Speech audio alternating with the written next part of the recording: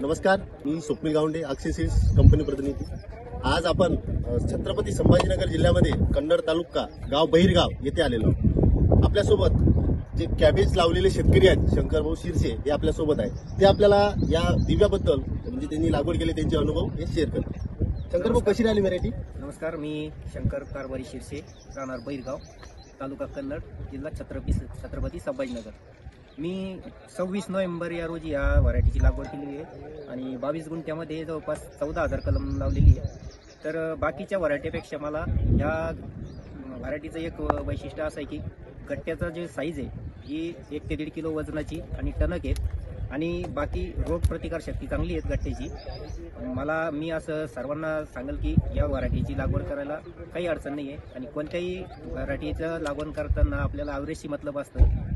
त्यानुसार मी शेतकऱ्यांना सांगू इच्छितो की अक्षय सीडची ही दिव्या ही सर्वांनी लावावी अशी मी विनंती करतो। एकंदरीत तुम्ही समाधानी आहात? हो, मला या व्हरायटीमध्ये ॲव्हरेजच्या बाबतीमध्ये मी आता हार्वेस्टिंग अजून केलेलं नाही आहे आणि आता उद्यापासून हार्वेस्टिंग सुरू होईल।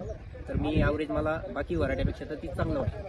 शेतकरी बंधूंनो, इथं बघू शकता एकसारखी तुम्हाला साईज इथं दिसत राहील आणि टणक फळ आहे।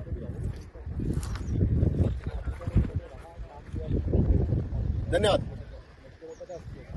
तसे 2020 मध्ये अक्षय सीडला जी इमर्जिंग सीड्स कंपनी म्हणजे उभरती एक व्हेजिटेबल भाजीपाला कंपनी आली। 2025 मध्ये पण आता साहेबांना एक इंडियन अचिव्हर अवॉर्ड्स मिळालेला आहे। जर शिफारस जर उन्हाळ्याची असेल तर उन्हाळ्यातच लावली गेली पाहिजे, शिफारस जर पावसाळ्याची असेल तर पावसाळ्यातच लावली गेली। जाते हैं। अभी बारामती में एग्जीबिशन लगा था, हमारा पूरा उधर पिक प्रदर्शन था। बहुत सारे उधर के जो नासिक के फार्मर थे, दिव्या कंपनी है, अक्षय सीड नहीं, ये दिव्या वाले हैं।